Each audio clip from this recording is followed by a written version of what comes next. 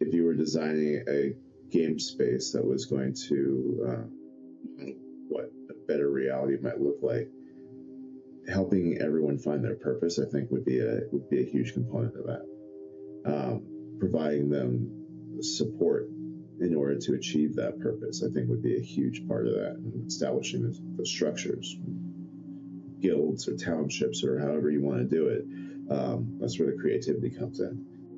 Meet Rudi Bonaparte, who's driving innovation at Riot Games, the gaming studio who created the iconic League of Legends, which is the most played PC game in the world.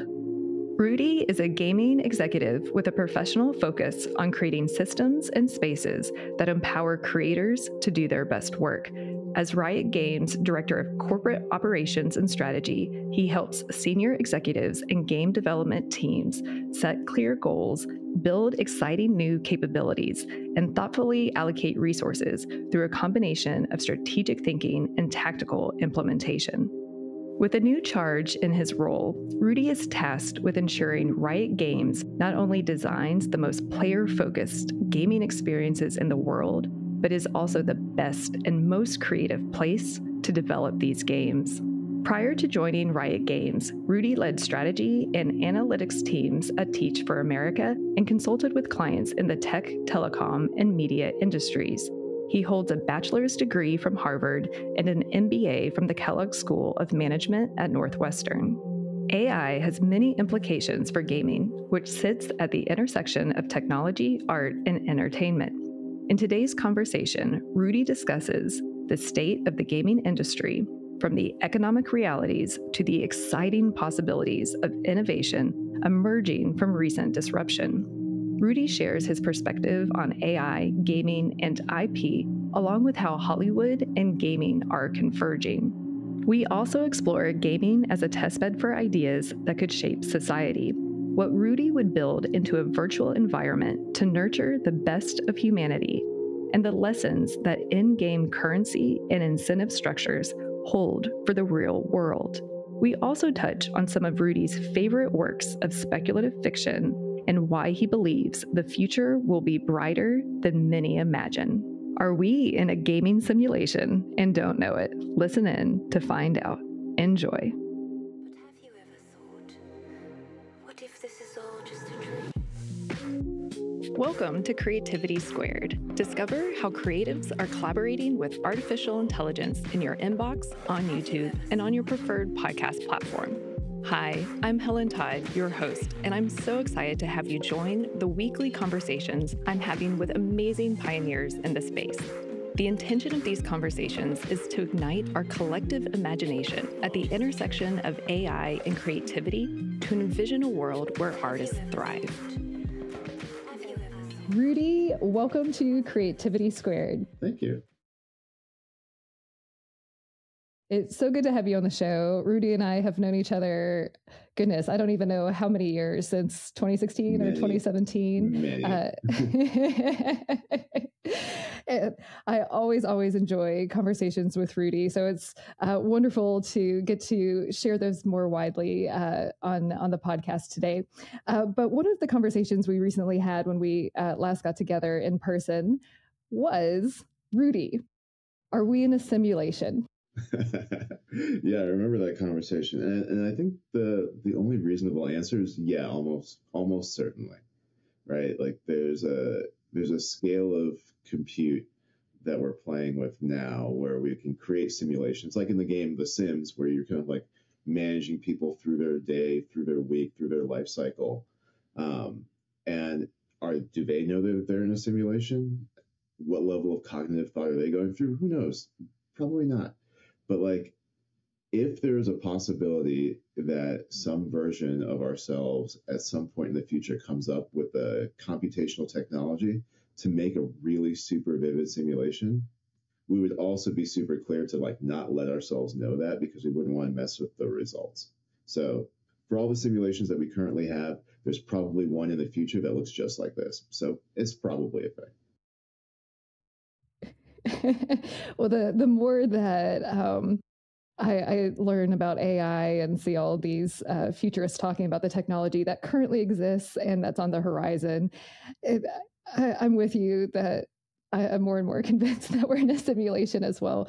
And I know you just recently got back from GDC. I just recently got back from South by. Nice. And one of the AI developers who's working on AGI using neural networks was sharing with me one of the experiments that he wants to do or simulations that he wants to run with his tool is not to train these AI machines on our human data scraped from the web or whatever. He wants to start a simulation with just with the computers only having like the laws of physics and see what happens.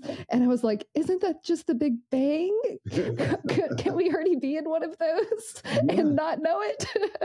Yeah, that's how that starts. Like if you start with like basic laws of physics and a couple core premises and just like let that run, at some point you will run into the upper limits of compute based on the technology that we have now. But like, yeah, you throw in a little bit of quantum computing at some point in the very distant future, and yeah, you'll end up with a simulation of this. That's just how that has to go. So yeah, no, he will get there. He will get there. Well, I know we jumped right into a fun question, but for those who are meeting you for the first time, can you introduce yourself, where you work, and a bit of your origin story as well? Yeah, sure. So my name is Rudi Bonaparte. I'm a director at Riot Games working on corporate operations and strategy. I also help out with a couple of different game teams currently working on 2XKO, a 2D platform fighter. Helping work through some of the strategy and launch mechanics for that game. Super fun. I've always wanted to work in games. I've been playing video games since like the Atari 2600 days, if that's dangerously dating myself. But yeah, came up with the like one joystick, one red button crew, and have been playing video games ever since. Like one of the big topics at GDC this last year was Helldivers 2, new game from Arrowhead Studios that's kind of like taking the industry by storm. And I've been playing a bunch of that in the last week. So it's been many, many decades of gaming. I got into gaming after business school, went to Northwestern Kellogg, and was fortunate enough to make some connections there that was able to link me up with Riot. Before that, I was at Teach for America working on corporate strategy. I did some more consulting, tech, telecom, digital media work before that. And yeah, did my undergrad at Harvard in nothing related to any of this stuff. So it doesn't really matter what you study; it's just where you want to go. But yeah, I live in Los Angeles and having a great time working on games. Yeah, thank you for that background. And one thing our listeners will hear is, you know, how just like of a thoughtful and a deep thinker and how well read you are, which will come through because I know it always comes through in our conversations. And one of the reasons why I wanted to bring you on the show. But for those, I mentioned before we started recording that gaming has come up in a couple of different interviews on the show, specifically with Dunal Hernan, that gaming, I didn't know this, makes more money than film, TV, and music combined as far as revenue in the industry. And for just our audio listeners, Rudi is shaking his head in agreement. But also it's so interesting as we get into more immersive gaming. So I'm curious, you know, could you give us kind of your lay of the land of where gaming is right now and some of your top takeaways from GDC, which is the Game Developers Conference that you just came back from? Just for anyone who's kind of new to the world of gaming, bring us a nice introduction, I guess. Yeah, for sure. So gaming is super big. We're fortunate enough to be at the intersection of technology, art, and entertainment. And that means that we have folks coming in from all sorts of different angles with visions for what like a great experience would be. And that has resulted in a lot of audience spend, which gives us some opportunities. I think the industry right now is in a really interesting place. Like there's two kind of conversations going on right now at the same time. The first is unavoidable. Like we have to deal with the fact that there's been a whole bunch of layoffs across the industry. And that's been like really, really hard to stomach, but like necessary as we start to think through how we adjust our business models from what game companies looked like before the pandemic to during the pandemic when there was a lot of incentive for growth. Like everybody's stuck in their house. It's a great time to play games. You saw tremendous growth in the game industry. And then the like basically scaling back of all of that as consumer spending patterns have normalized over time. Folks have gone back out in the world and done other stuff than work on games, or play games, spend on games, and that meant that like a lot of companies have had to lay people off. What that does though is create the second part of the conversation, which I think was also a big part of GDC, which was like the kind of hope that comes out of that, because one of the things that we now have is a whole bunch of folks who are now new to the market, lots of experience, lots of opportunity, have made some games during the pandemic, have worked on some big projects, and now like, what do I do now? And I know a couple of different companies just off the top of my head that are started by people who are laid off of big studios and are now starting their own major studios, fully funded, and they're going to make some amazing things. And these individuals might have been spread across 3, 4, 5, 6 different like big title, big publisher studios previously, but now they're able to kind of join forces since they've all been let go and reimagine what the future of this industry might look like. So there's a lot of hope for what some of these new market entrants might be able to do. Interesting. Well, and I remember, getting to talk to you, and it had been a while since we had seen each other in person. I was like, AI and gaming, you all have to be using AI a lot in your games. And your answer kind of surprised me of like, not actually. So can you tell me a little bit about how you're thinking about AI now, and maybe even some of your conversations at GDC related to AI too? Yeah, I mean, I'm comfortable talking about AI in the gaming industry a little bit more generally. I think there's some really good opportunities out there. I think in terms of how you make games, what the core gameplay loop might look like, and then how you deliver games as a live kind of ongoing service over time. So in terms of making games, I think AI can be really helpful in terms of like lowering the barrier to entry and helping folks get to prototypes faster. You can use like some of these like text to image, or like even like text to video is some of the stuff that we're starting to see, where basically you like write out like what your basic idea for a game, for a concept, for a level, for a piece of art, for a character design, and like these various tools can basically generate that for you. That would originally be a ton of work, but you can very quickly see like, hey, this is a good idea. This is interesting. This is something I want to invest more time in, or maybe I need to tweak my pitch, right? So that iteration loop to get you to that first great idea is made much simpler via AI. As you go through the production cycle, there's lots of things that AI can help with, like just basic chatbot help with writing code. That's one of the things that I think is going to be super, super disruptive coming up, is that like saying, hey, I need a passage in C# that does this, C# for random reasons, that does X, and AI can write that, right? There's a company recently that came out with like an AI developer.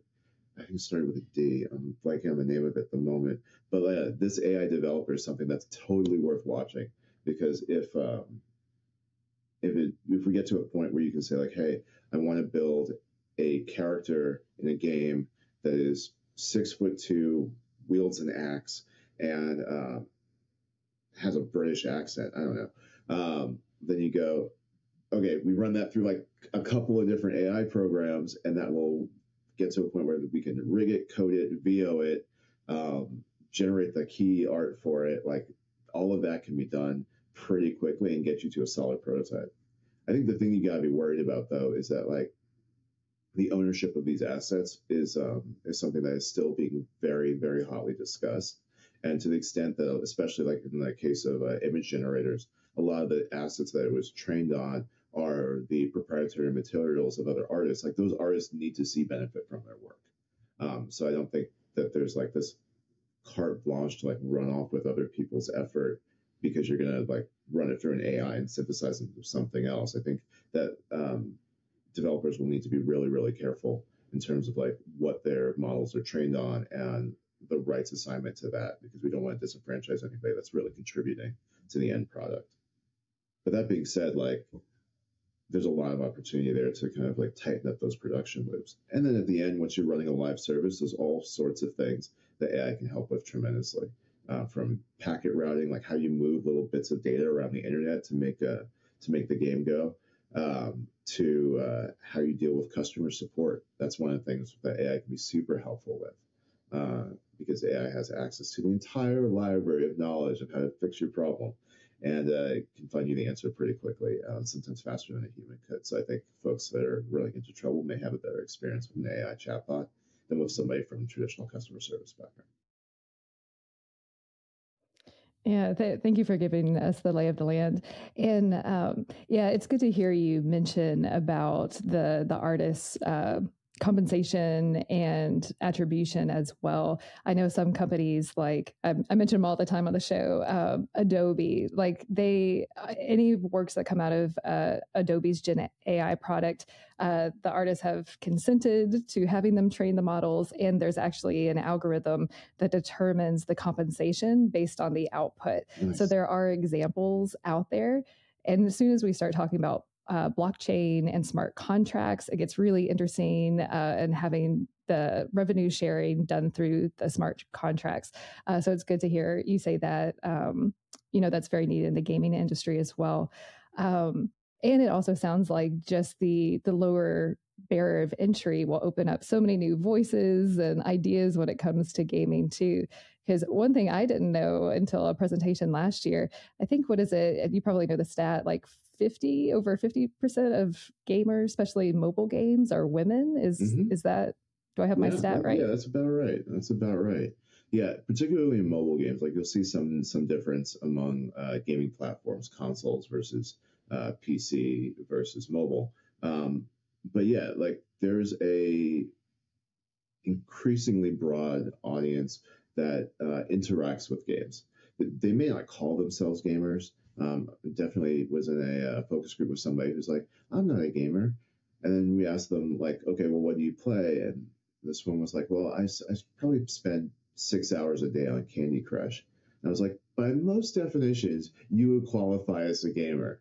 I mean, you might not self-identify as a gamer, but I'm pretty sure King, the publisher, thinks you're a gamer. And so, like, folks are really diversifying in terms of like who we consider to be somebody that plays games, is a gamer, interacts with this sort of digital interactive medium, right? And so with that diversity of audience comes a diversity of demand, the types of things that will resonate with them, the stories they want to hear, the characters they want to interact with, the gameplay loops that they want to engage with. And so as you see the barrier to entry decreasing with the support of some of these technologies, you get different creator voices in the mix, and I think that's a super important benefit. That we can see more representation, more diverse representation, both in terms of the founders, in terms of the stories that they tell, and in terms of the audiences that they can connect with. It's all really good stuff. And on the convergence of, because you mentioned you sit at the intersection of art, technology, and gaming, it seems like some of these, and I'm not a gamer unless you count Wordle and Scrabble online with my mom, maybe, but I've seen some of the environments. It almost seems like some of the games are like you're interacting within movie environments where the storylines and narratives and gaming, Hollywood and the gaming environment seem to be converging. Is that something, is that accurate? And do you see that just even expanding more, especially when we talk about immersive and metaverse and all of these types of environments? Yeah. The level of detail that we're able to achieve sometimes is absolutely mind-blowing. I remember the first time I saw the trailer for Cyberpunk 2077 by CD Projekt Red, and your character like wakes up in this junkyard after having an unfortunate accident, and the person that kind of like tells you to wake up and is like lifting you up, it's just Keanu Reeves. They digitized Keanu Reeves and put him in this game, and he voiced it over. They texture map the character, Johnny Silverhand. It's just Keanu Reeves. He's acting in this game, and it's a really cool experience because you're like, hey, I'm going to go run around with John Wick, and this is going to be amazing. There's another game that came out recently. Actually, it was an expansion to that, which featured Idris Elba, and he does a fantastic job there. We're seeing an increasing amount of like Hollywood talent in games and the technology to support that.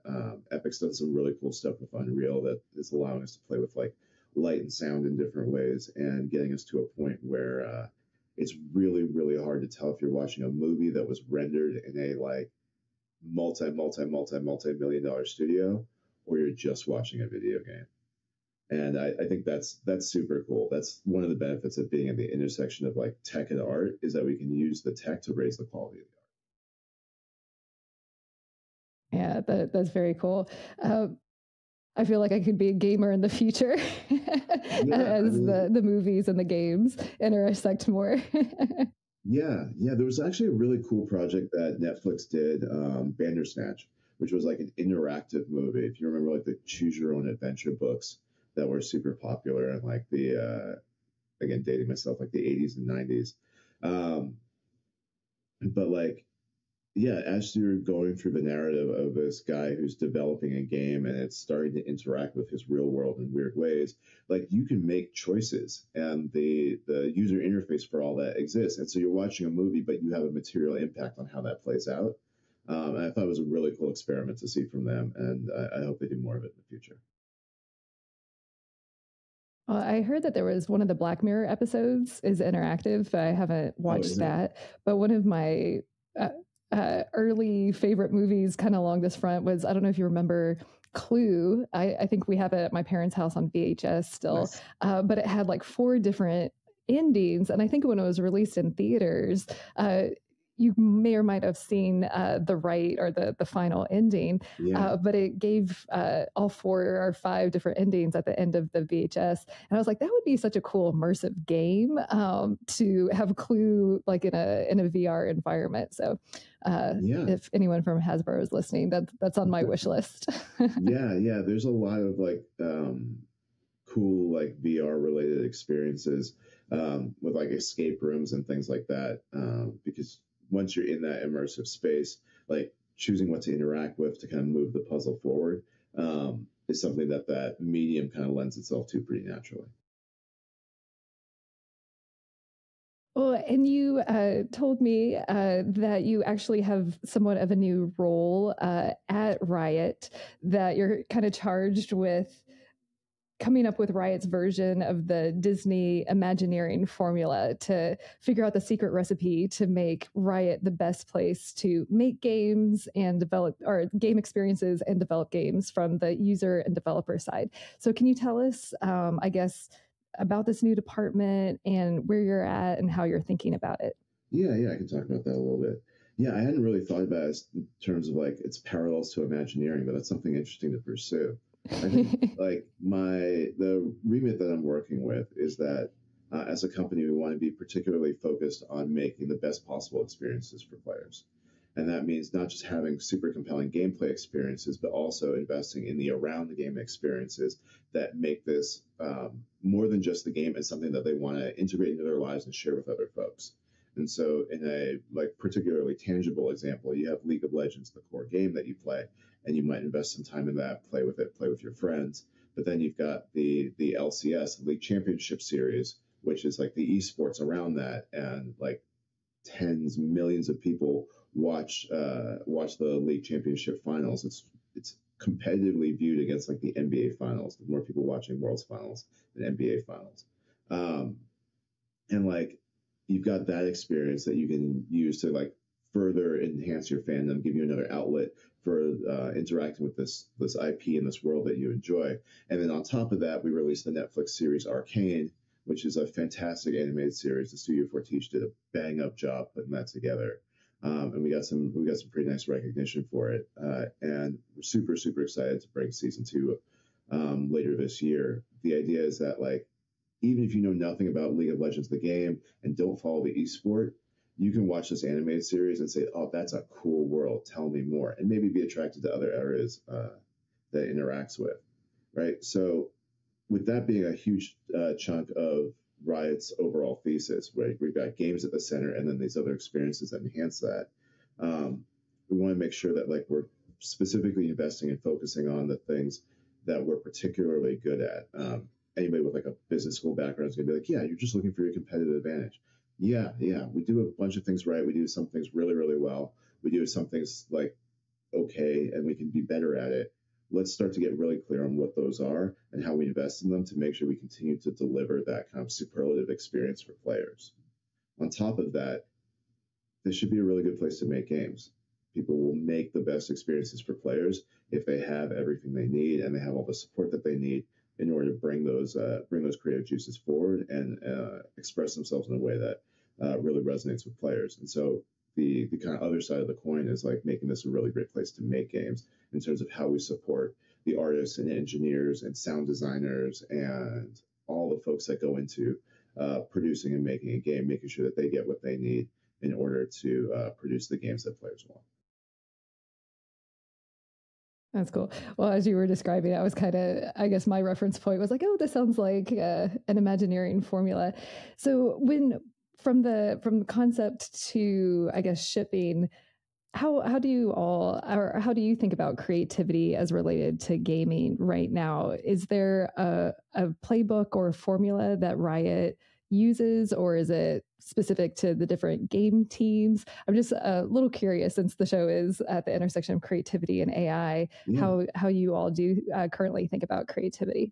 Yeah, I mean, creativity is a core part of making a great game.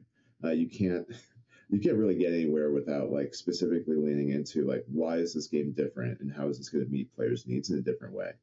Because players will immediately know if something's derivative of something else because they're genre aficionados. If I play one racing game and you make another one that's basically just a reskinned version of Need for Speed, like they know that and they're not going to play it. That's going to be bad business for you. And so even starting with like core game design theses and like what market you want to go into, what genre you want to approach, what kind of like player experience you want to go after. Like you have to be really creative in terms of like how you're thinking about the relationship between the current offering, because there's a lot of games out there, the current offering, what you want to improve on, and how that's going to make things better for players. And there's a lot of like theorizing and hypothesizing about what that right answer might be. But when you land on that, you've got this game thesis that you can then start to develop around and test, and continue from there. And then all through the process of like iterating on the game loop and how you express the art and what IP you're gonna use. Because like Valorant, for example, doesn't use the League of Legends IP. Valorant is like our tactical shooter game. It uses a completely different world than League of Legends, which uses a little bit more of like a high fantasy steampunk mix world. The two separate IPs, and the decision to put Valorant in its own IP instead of the League IP meant that we're going to have to create the whole Valorant IP. So there's a whole bunch of work to be done there as well. And I think this is pretty common across most of the game studios in terms of thinking about what can we do with our existing formula. Like if you were Ubisoft and thinking about how to extend the next chapter of the Assassin's Creed story, you get some really, really, really clever people thinking about how do we take the core gameplay formula that made the series so successful across those 7 or 8 games they have in that franchise and iterate on it in a way that makes it interesting and new and fresh for an audience that may not have been originally attracted to it, but still relevant and familiar enough to the folks that love the franchise where they're like, oh, you abandoned everything that was good. So they've got a very thin line to run, and that's going to require some particularly creative thinking. Mm. It sounds like a lot of iterations go into the process of of the games. Yeah. Oh, and you mentioned before we started recording about one of the conversations you had at GDC of how to integrate AI. And you mentioned it really starts with the game experience first and foremost, and the tech second. So do you want to expand on that a little bit more? Yeah, I can talk a little bit about that. The question that I had fielded at this panel I was on at GDC that I was super grateful to be a part of was in regards to the type of technologies that investors might want to see in a game that they're potentially going to fund. And the other panelists and I had kind of all agreed that it wasn't really about integrating technologies. It was about finding that product market fit, finding a really clean way of articulating what experience the player wants to have, what player need you're trying to meet, and then how your game's going to link up with that. And the technology, therefore, ends up being a means to an end, a way to either quickly prove or disprove your hypothesis, a way to improve the player experience, a way to differentiate it from other things that currently exist. But it all is going to start with, hey, this is the people that we're targeting. This is what they want out of a gaming experience, and this is how we're going to meet that need. Well before you talk about any sort of the technologies that get integrated into that. The technologies become a reason to believe you might achieve that, but establishing that is the first question. Yeah, I find that very interesting, especially, or it makes sense. I feel like so many people immediately just jump to tech forward solutions and are like find the problem and are they have a solution in search of a problem. If you have a hammer, everything looks like a nail. Yes. Right? Yeah, and exactly. Thank you. There was a surge in investment a couple of years back, just after the pandemic, where like everybody was trying to make like, we're going to make blockchain games, or we're going to make Web3 games, and it was about what can we do with Web3. I think the exploration might have been helpful, but it didn't start with like a game thesis. It started with a tech thesis.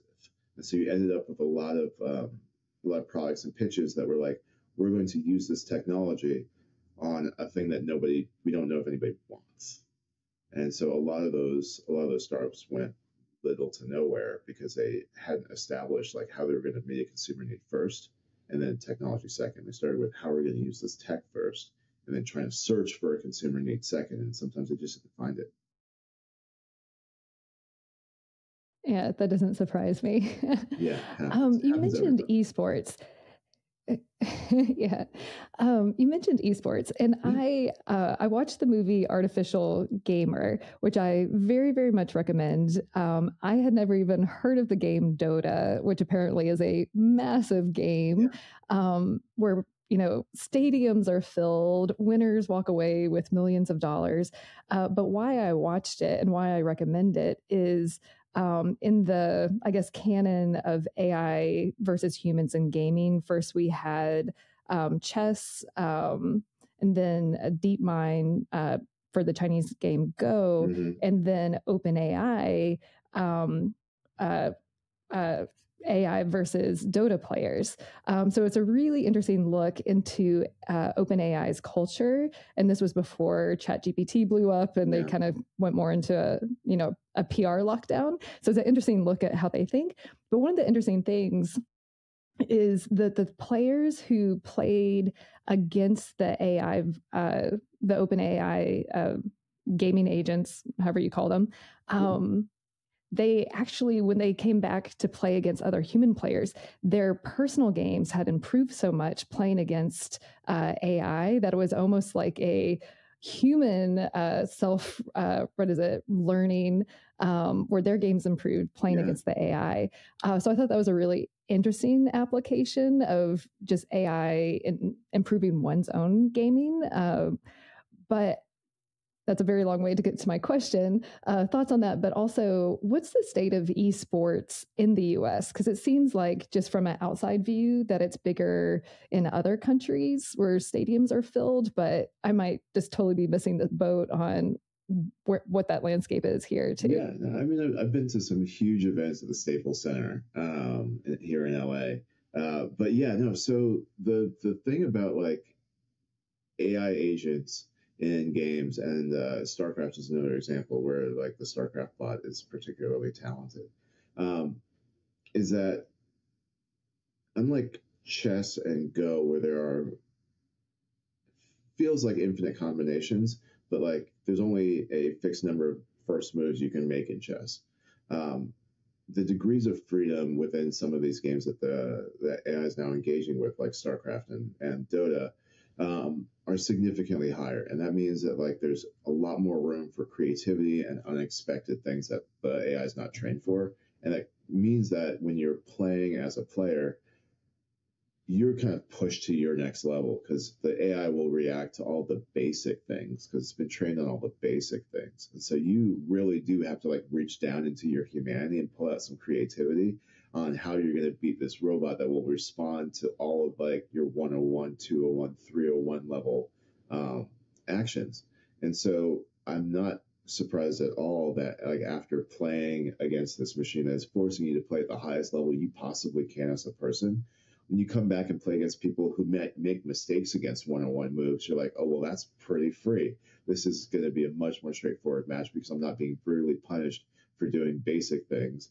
I can do, and I have the opportunity to do that to my opponent because also the AI bot's not going to make 101 mistakes. So you just become that much better of a player because the environment that you're training in is that much less forgiving. And so once you enter human error on the other side, the game just becomes much easier. I'm not surprised at that outcome at all. But in terms of like the esports market in general, like it's tough. It's tough. Esports is a tough industry to be in. Like I know a lot of companies are still trying to figure out the economics on their side, the economics for teams. Some teams like 100 Thieves, for example, have made a really good transition into more of a lifestyle brand. They still field really good competitors, but like the 100 Thieves like swag is actually one of the best things they got going. People, the line outside their store when they do a drop is like down the street around the block. It's all very cool looking. I have some of that stuff myself. And so yeah, it's a tough place to be in the U.S. But like I think the underlying like theory for esports is still valid around the world, and that's like watching people participate in this thing that you also do at home at its highest level, learning something and feeling the sense of community that comes from other people that are attached to that. I think that thesis is still valid, and is clearly resonating a little bit more in the East and in Europe than it is in the West. But it's still valid here. We just are into different types of sports. It's interestingly differentiated from like football because like at like 40 years old you watch the Super Bowl, but you're not going to get out like there the next day and like go down to the park, put some pads on, and like slam yourself against somebody else at like 15 miles an hour. But like after you watch like the league championships or the Overwatch championships or watch the fighting game tournaments at Evo, you can literally boot up your PlayStation and do that and like be like, hey, I just saw this super cool thing. I want to try it. Okay, I'm definitely not that good, but I could be. And the interaction loop's different. And I think that that's one of the things that's going to keep esports growing into the future is that accessibility, that immediacy of like, I saw it and I could do it, and I saw it and I could do it. That's cool. Someone at South by introduced me to the idea of, taking the excitement and turning it into action, like the potential of capitalizing on excitement and converting it to action. It sounds like that captures that. Yeah, exactly. It's harder to do for traditional sports, but esports offers an opportunity unique in that regard. Well, one thing that I definitely wanted to talk to you about, how you talked about, your game improving by playing AI agents, I think is really interesting insight into how AI can help with personal development in general, no matter if it's writing or what the task is, that whether you're competing with yourself or with an AI agent that's forcing you to perform at your best, that there's a lot of interesting implications with that.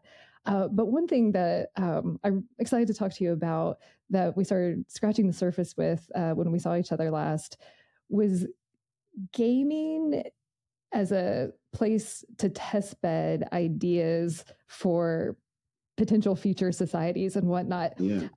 I've mentioned on the show all the time, that we want to, co-create the world that we want to live in. However, I don't think that there's a very clear, definitive vision of where we want to go. What does it actually look like to have AI amplify the best of human potential? Like, what does that actually look like?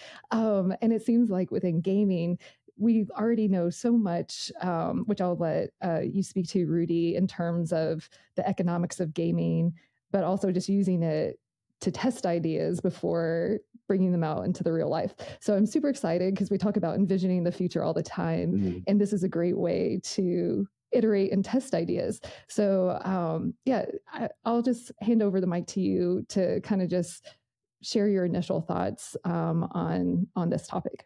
Yeah, there's a lot that you can learn about people from watching them interact in games, because there's a certain like escapism inherent to most games, where either the rules of physics are different, the rule of law is different. There's rules of magic sometimes, depending on the game that you're talking about, right? So there's lots of different ways that you can interact. And when you give people certain tools and take away other tools, watching how they interact can give you some really interesting insights into how people think. When you multiply that across a group of people in a shared space like a World of Warcraft or any other sort of like massive multiplayer role-playing game, MMORPG like that, societies form, guilds form, which is like a collection of players that share objectives and like want to hang together. Those guilds develop social structures. Guild leaders, they build schedules. They have a way of distributing the spoils of their adventures across the team, either equitably or inequitably. And what you can get away with depends on who's in charge of the guild and things like that. And so a lot of the social structures that you might have seen like in earlier versions of humanity exist within games just because like people have a inherent need to self-organize when a bunch of people want something and they realize it's better in their better interest to work together than it is to try to go it alone. Now, what gets super interesting is the way in which like virtual worlds can then start to play with the rules around which these societies interact in order to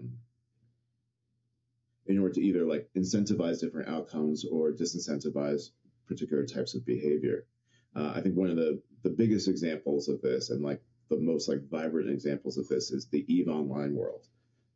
EVE's a massive multiplayer online game that takes place across like hundreds of star systems. It's space-based, right? And you've got your individual starship, but like players will organize themselves into smaller companies. Companies will organize themselves into corporations, and corporations will organize themselves into these massive alliances that span hundreds or thousands of people, all working together in this organization's best interest. And the politics that come out of that, the like amazing narratives of like, hey, so-and-so tried to like defraud this other bank so that they could get a whole bunch of currency out of this one corporation before they defected to a different corporation. Like there's some like very like Tom Clancy stuff going on, some John Grissom stuff going on in terms of like the legal battles that ensue. All player organized, right? All player organized. The developers aren't involved in any of that at all. They just set the stage, right? And let people work through this sandbox. I remember I had the opportunity to talk with one of the economic designers from this game at one point. Super fascinating guy. And he said that you can make modifications to the political structure of the whole galaxy by changing the price of copper, right? So copper is one of the materials that you'll need to build starship components, and that adds up to like the fleets that these companies have, that these player alliances have. But if you tweak the amount of copper available in the world, the economic trickle-down effects of that play out the way you'd expect them to in real life in terms of the interaction between supply and demand functions, which means that resource wars will start over like some resources that become particularly scarce or money-making opportunities so you can purchase the resource. All of those sorts of interactions that you would expect to see in the real world about people struggling for resources or trying to gain the upper hand in particular markets, all of those play out in this digital world, but it's not constrained by like the reality of like, you know, how much, silicon is available on planet Earth. Because it's a game, you can just decide how much silicon you want to have in the galaxy and tweak that. And so that sandbox opportunity makes for some really, really interesting stories about how people self-organize. I just find the whole thing super fascinating. So let me know if I went off on a random. No, I find it super fascinating too. And I think one thing that just struck me when we first originally talked about this, and also kind of came through in what you're discussing, is that we're such we're such creatures that are based on incentives, whether that's pleasure, pain, or whatever. And you see that so heightened, I mean, in the real world, but in games as well, like the gamification and the incentives to motivate behavior one way or another, which I think is just interesting from a marketing standpoint, from a gaming standpoint, but we're very interesting creatures in that regard. Yeah. I mean, people respond to either the pursuit of pleasure or the avoidance of pain. And I think a lot of everything else basically permutates from that. And we can play with those incentives in a game world in a way that it would probably be wrong to in the real world for entertainment purposes. And because you're able to push the boundaries, you can do a lot of interesting exploration into how people think. That being said, like the lessons that you learn in terms of like how people interact at their best and their worst can provide some interesting insights into what like a better world might look like. The way that people self-organize to like build communities, to support each other, to like invest in one another. You see this in these online communities, in these gaming communities, where like guilds will get together and hold funerals for members that have passed. And it's really, really touching to see that like this is such a big part of their lives, and that's a part of one of the things that some people focus on, but also that like they're providing closure to each other in an organized way, using the tools that the world provides to them. And I think that's really, really promising to see. Yeah, I have chills listening to that. Well, one thing, that I'm curious your thoughts on, or to have you expand on, is I think it's inevitable. There's so many studies that AI is going to displace workers. There needs to be upskilling, reskilling. There'll be whole new jobs, but there is this transitional period. And one of the things that has been suggested right now, I'm very pro. No one has convinced me otherwise so far, of like a universal basic income. But it also gets super interesting when you look at currency within games and what we can learn from that. And one of the trends from South by also that I learned is like everything's going to be tokenized just in general. And I feel like games already give a glimpse into that. So I'm really curious from the seat that you sit in. And I know you've read so many books on sci-fi and, utopian and dystopian societies that we can pull from too. Kind of what are your thoughts on how, we should be thinking about currency, or maybe even just like the lessons from games that you've seen that maybe we should just be aware of as we're like entering this brave new world of AI impacting all facets of our lives? Yeah, I mean, the notion of tokenization, I feel like it's a little bit more tied to ideas around the broader utility of blockchain, and it's particularly around AI. But the idea that you can take a storage of value that exists in one ecosystem, like an American Airlines point, and tokenize it in a way that it can be distributed at your local bowling alley as a prize. Like that could be super, super interesting. There's three things I think you'd have to work through. I think probably the first one is like how you set up and manage the like storage for that. Like digital wallets are already a thing for storing NFTs and things like that. But like the way in which we think about the different types of tokens that can be stored and how those will be distributed and how you keep all of that secure, like the underlying infrastructure for that. I think there's a little ways to go on some of that stuff. Because I've heard both like great stories about folks able to specifically like think through some of the problems related to that. But then I've also heard horror stories of people just being completely disenfranchised by the fact that they couldn't get back into their wallet. So yes, that one's already super tricky. I think the second thing that we'll probably have to think through is like what to tokenize. And this is one of the things that like you definitely see coming up in games, especially live service games like League of Legends, like Fortnite and things like that, is that you purchase in-game currency with real-world currency. That in-game currency then can be used across like different facets of that ecosystem. But when you start saying, okay, well, we're going to move it between ecosystems, like you take a League of Legends Riot point and like use it on I don't know, on Destiny for Destiny Silver, that implies, or that the implications of moving that over and the underlying structures for like revenue sharing and what that means for the production value of things in one ecosystem versus another, just because there isn't like a unified production experience, means that like there'll need to be a lot of like people getting together to figure out the details and how that can feel fair and equitable. And so while it might be cool to be like, hey, I bought this one thing and I can use it anywhere, the value of that thing and the price that you bought it for is unique to that context in which you acquired it. And I think that just making sure that it dispensing of that in another digital ecosystem feels like equitable is going to be trickier than not. But yeah, it's a super interesting space to play in, because I think that there's a lot of folks looking at the idea that there's just too many walled gardens amongst the different types of points you can accrue, the different types of like credit you can accrue, and if there was one more unified, then things might be better.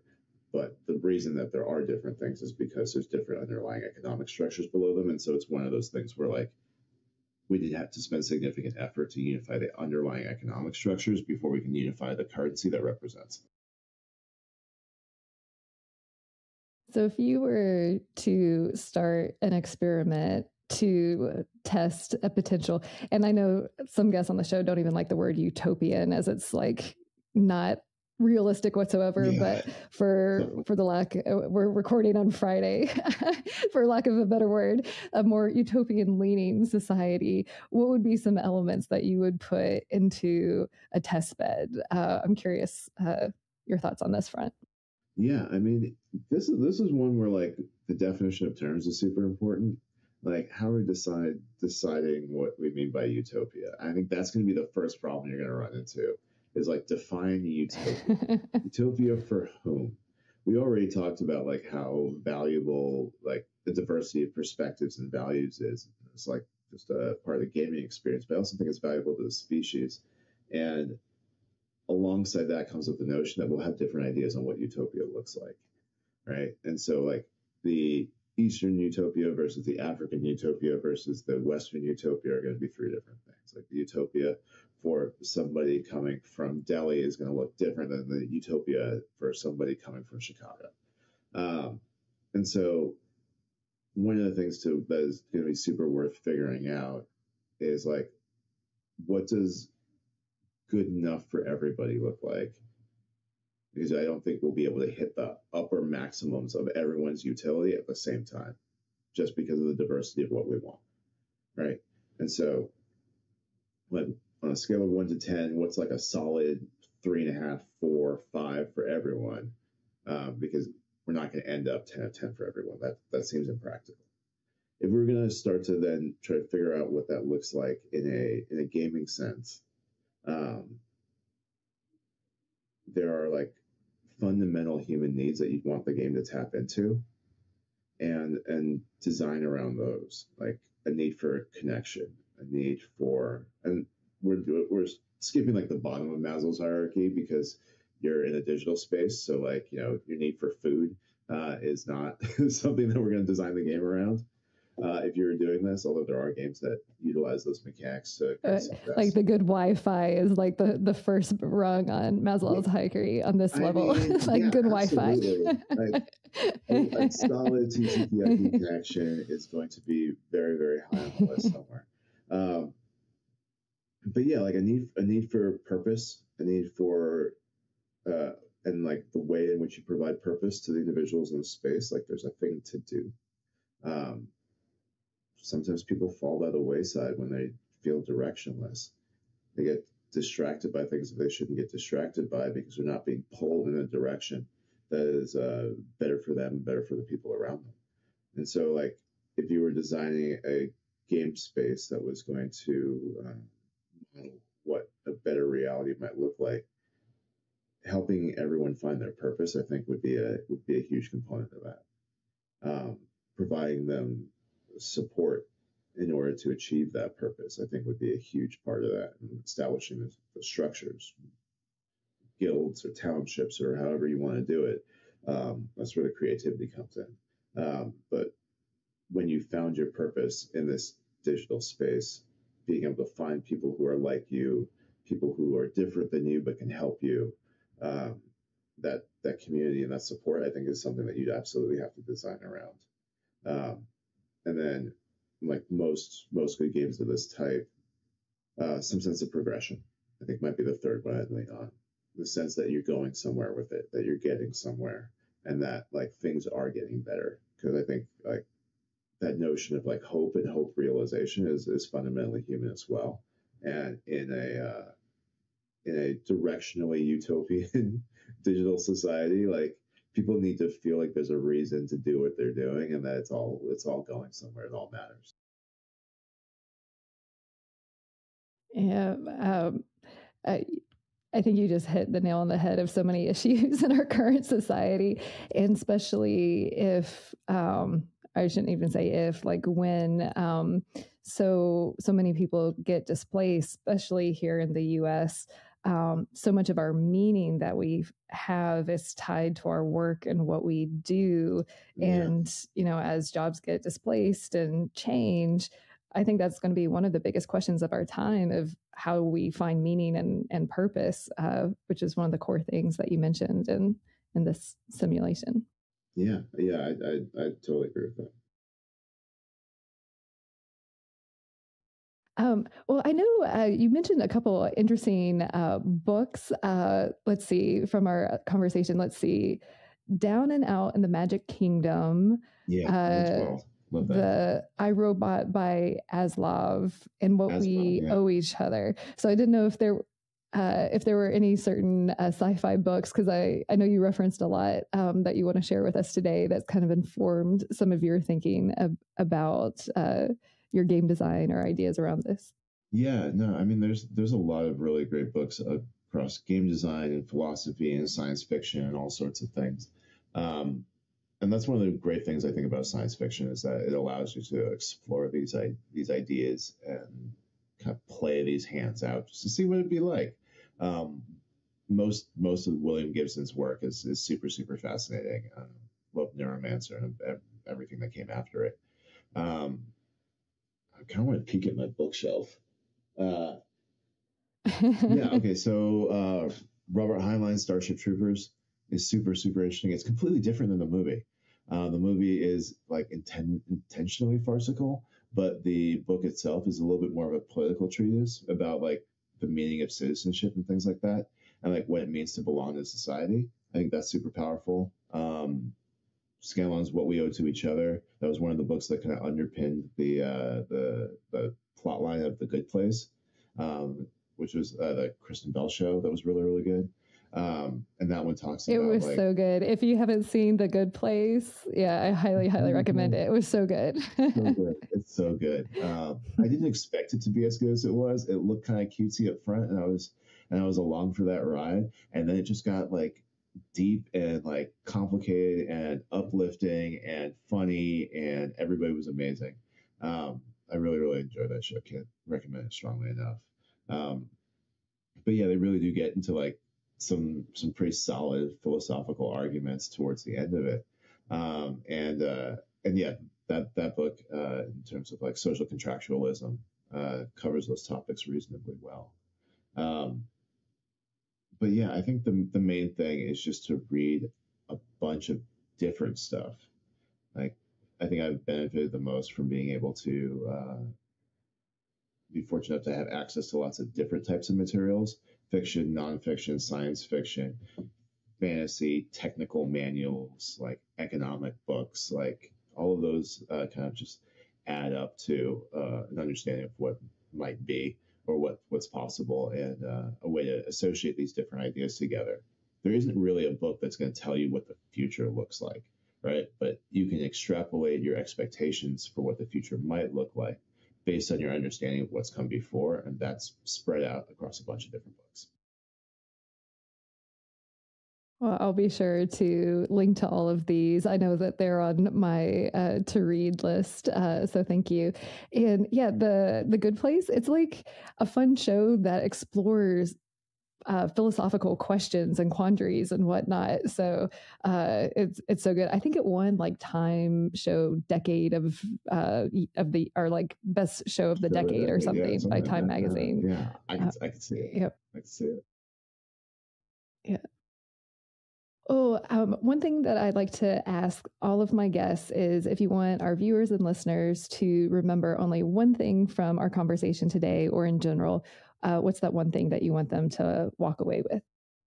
I think that the main thing that I'd want to express is that I think the future is going to be brighter than we give ourselves credit for. People are usually very attuned to the like threats and risks in their environment because that's how we survive. But it's worth leaving some room for hope because there's a lot of really cool stuff that's coming out. There's a lot of really cool opportunities for people to do and be more. And so just like leaving some space in your head and some space in your heart for that sort of stuff, I think is going to be super important. Well, that is such a great note to end today's conversation on. Rudi, thank you so much for your time and sharing all of your thoughts and insights with us. Yeah, it has been an absolute pleasure. So thank you. Absolutely. Thank you for spending some time with us today. We're just getting started and would love your support. Subscribe to Creativity Squared on your preferred podcast platform and leave a review. It really helps. And I'd love to hear your feedback. What topics are you thinking about and want to dive into more? I invite you to visit creativitysquared.com to let me know. And while you're there, be sure to sign up for our free weekly newsletter so you can easily stay on top of all the latest news at the intersection of AI and creativity. Because it's so important to support artists, 10% of all revenue Creativity Squared generates will go to ArtsWave, a nationally recognized nonprofit that supports over 100 arts organizations. Become a premium newsletter subscriber or leave a tip on the website to support this project and ArtsWave. And premium newsletter subscribers will receive NFTs of episode cover art and more extras to say thank you for helping bring my dream to life. And a big, big thank you to everyone who's offered their time, energy, and encouragement and support so far. I really appreciate it from the bottom of my heart. This show is produced and made possible by the team at Play Audio Agency. Until next week, keep creating.